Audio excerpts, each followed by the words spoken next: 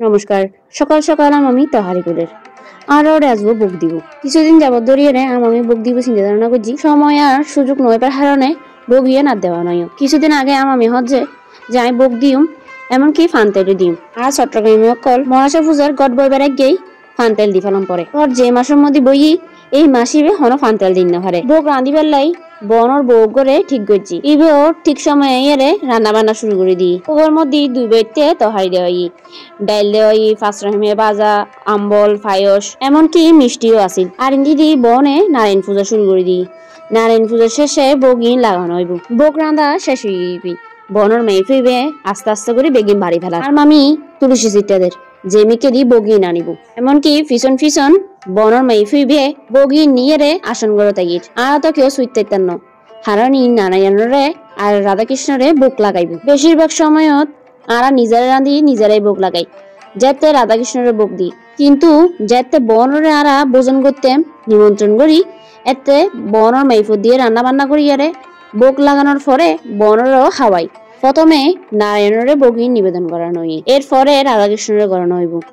আর বনে মন্ত্রযন্ত্র ফুরিয়ে রে বনর হাজিং করেন। আর দিদা ইন্দিতে হাসা বাজার আমি বাদ দিব এরে হরিনাম জফের। আর শেষে আরা বেগুনে বেরিয়ে গিবি। আর কিছুক্ষণ বিরতি নিয়ে রে পরবর্তীতে আরা বগিন দর্শন করি। আর ঘরত ঠাকুর বিষয়বার হারণে মিকে করিয়ে রে ঠাকুর বেগুনেরও রাহানই। আর দিদা বুক লাগাবার লাই নিজে বেগিন গোসাই নেট। আর দিদাই বুক লাগাইব, রাধাকৃষ্ণর বুক দিদাই লাগায়। এমিকে দিদা নিজের মতন করিয়ে রে ঠাকুরেরও বুক লাগার। আর দিদা তারা যেহেতু বৈষ্ণব দীক্ষিত, ইতার নিয়ম আছে, এই নিয়ম মোতাবেকই বগিন নিবেদন করে। আর আরা বেগুন বাইরের তো নেই হাসা ঘন্টা বাজাইয়ে রে ঠাকুরের দর্শন করিস।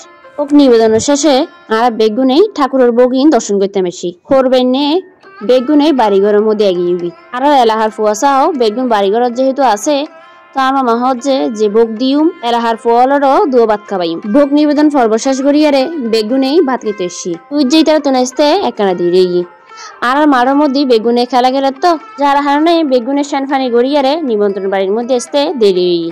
এরপরে বেগুনেতে ভাত কাট। আজ বললাই আর ভিডিও এতটুকুই। অনত যদি আর ভিডিও ভালো লাগে থাকে লাইক, কমেন্ট এন্ড শেয়ার করে দিবেন।